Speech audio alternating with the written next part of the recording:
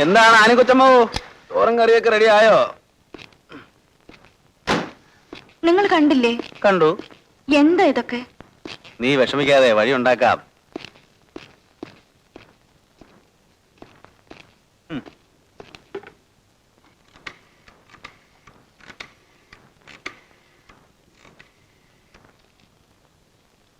Hello, get me regional manager. S T D അല്ലേ? Who is speaking? First പാർട്ടിയാ. ആളെ പറഞ്ഞു വിടുന്നത് ഞാനുള്ളപ്പോ വേണ്ടേ? നിങ്ങൾ ആരാണ് മിസ്റ്റർ? മനസ്സിലായില്ലല്ലോ. കൊള്ളാം. എന്ത് പറ്റിയെന്നോ? നമ്മുടെ ഭാര്യാവധം അപ്സെറ്റ്. നിങ്ങളുടെ ഭാര്യ അപ്സെറ്റ് ആണെങ്കിലേ ഊളംപാറയ്ക്ക് കൊണ്ടോണം. ഇപ്പൊ എന്തായെന്നറിയോ? ഹലോ, എന്തായാലും വേണ്ടില്ല, നെല്ലിക്കാത്തള ഇട്ടാ മതി. പെമ്പറന്നവരുടെ മുമ്പിൽ ടോണി ഫ്രാൻസിസ് നിങ്ങളുടെ കമ്പനിക്ക് കടക്കാരൻ, പണം കൊടുത്തവൻ മണ്ടൻ. എടോ, വല്ല നമ്പറും കറക്കി പാവം തന്റെ പെമ്പറന്നത്തെ കറക്കുക അല്ലേ? ഏതോ കള്ളുപാർട്ടിയാട്ടോ മണക്കുന്നു. കൊള്ളാം. ഞാനൊരു സ്നേഹിതനായത് നന്നായി. വെക്കട്ടെ. ഫോൺ ചെയ്തതേ മണ്ടത്തരവായി. അയാൾ ആകെ പരിഭ്രാന്തനാണ്. സ്റ്റോക്കിൽ എന്തോ കൃത്രിമം കാണിച്ചാണെന്ന് തോന്നുന്നു. അത് അഡ്ജസ്റ്റ് ചെയ്യാനുള്ള ശ്രമത്തിലാ. പല വീട്ടിലും തന്നെ ഗതി. തൽക്കാലത്തേക്കാ, തിരിച്ചു കൊണ്ടുവരും. അത് പോട്ടെ. നമ്മുടെ ആദ്യവാഴ എവിടം വരെയായി നോക്കട്ടെ. ഇന്നത്തെ ശരിയായില്ല, നമുക്ക് പുറത്തു പോയി കഴിക്കാം. ഓക്കെ, സമ്മതിച്ചിരിക്കുന്നു. പാചകരത്നം മിസ്സസ് കെ മാത്യുവിനെ വരെ കടത്തിവിട്ടിരിക്കുന്നു. ഞാനൊരു ഭാഗ്യവാനായ ഭർത്താവാണ്. ഞാനും. കറക്റ്റ്.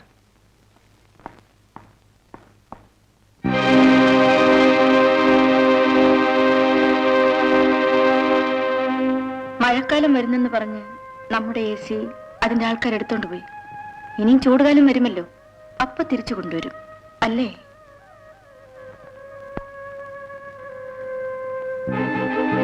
വേഷം കേട്ട് എന്നോട് കാണിക്കരുതെന്ന് പറയണം. ഈ കണ്ട സാധനങ്ങളെല്ലാം വാങ്ങിയിട്ട് 1000 രൂപ തികച്ചും തരിക എങ്കിൽ സാരമില്ലായിരുന്നു. കാശ് ചോദിച്ചാൽ സിംഗപ്പൂരിലേതോ വലിയ കോൺട്രാക്ട് തരാം, അത് തരാം, ഇത് തരാമെന്ന് പറയും. കളിച്ചു പിടിച്ച് കോൺട്രാക്റ്റും ഇല്ല, കാശും ഇല്ല. ഞാനെന്താ മോക്ഷത്തിനായി ബിസിനസ് ചെയ്യുന്നേ? അല്ല, ഇതെല്ലാം നിങ്ങളോട് പറഞ്ഞിട്ട് എന്താ കാര്യം? ഒന്ന് വേഗം കേട്ടോ. എടോ, ഈ കസര ഇങ്ങോട്ടേക്ക്. അപ്പോഴേ ഞങ്ങൾക്കായി ഒരു കസേര ഇട്ടിട്ടുണ്ട്. അയാൾ വരുമ്പോ പറഞ്ഞേരെ ചന്ദ്രൻ വന്ന് സാധനങ്ങളെല്ലാം കയറ്റിക്കൊണ്ട് പോയെന്ന്. പെറുക്കി അടയ്ക്കടോ.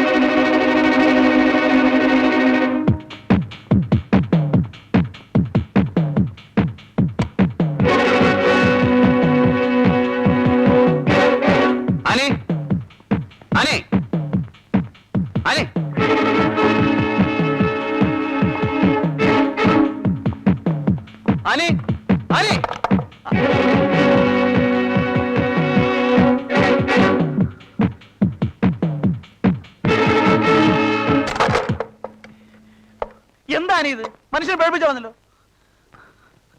ചോറണം.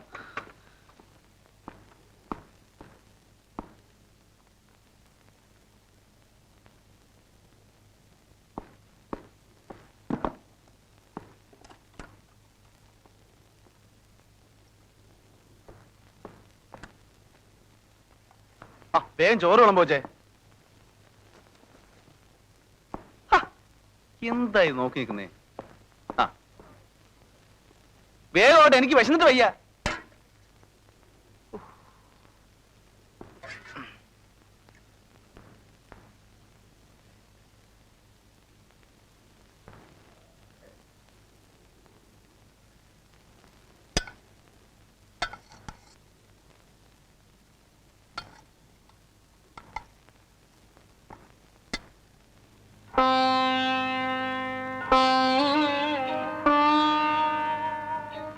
എന്താ ആനി?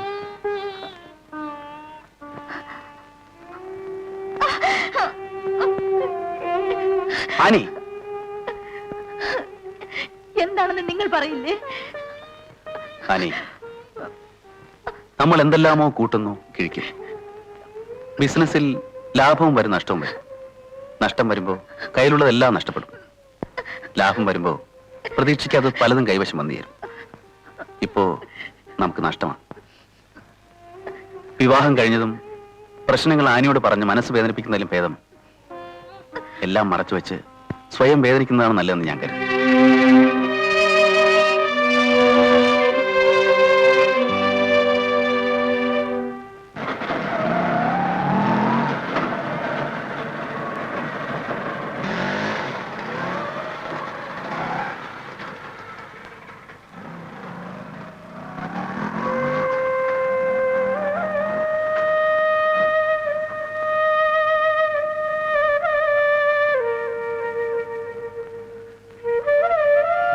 എനിക്കറിയാം നിനക്ക് പിണക്കമാണെന്ന്. വിവാഹത്തിന് വരാൻ ആഗ്രഹമില്ലാഞ്ഞിട്ടല്ല, കഴിയാഞ്ഞിട്ടാണ്. എടി, നിന്റെ കൂടെ ഞാൻ എത്ര നാൾ ചക്കാത്തിന് താമസിച്ചു.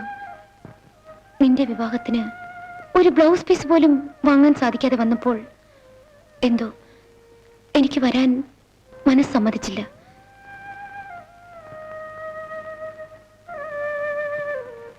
ഇതാ നോക്ക്, കടം മേടിച്ചു വാങ്ങിയതാണെങ്കിലും തരാൻ എന്തെങ്കിലും കയ്യിലുള്ളപ്പോൾ കാണാൻ, ആശംസകൾ അറിയിക്കാൻ മനസ്സമ്മതിച്ചു.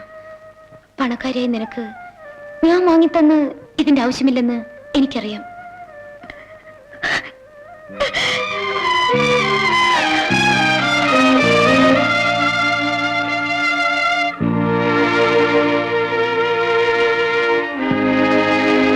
ഇത്രയും തുറന്നു പറഞ്ഞിട്ടും നീ എന്നെ മനസ്സിലാക്കുന്നില്ലല്ലോ. എനിക്ക് നീയേ ഉള്ളടി. എന്നും രാവിലെ ഇതിന്റെ അലാറം കേട്ട് നീ എഴുന്നേൽക്കണം. ഞാനായിരുന്നില്ലേ നിന്നെ വിളിച്ചുണർത്താറ്? അത് ഇനി കഴിയില്ലല്ലോ. ഇനി ഇവിടെ ഇതാണ് നിന്റെ ഉഷ.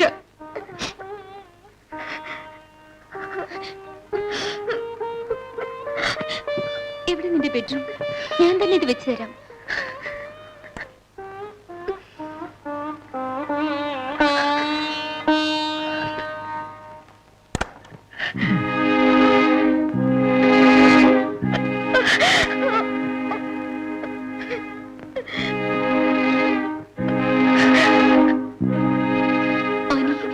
സത്യം പറയൂ, നീ എന്തിനാ കരയുന്നത്?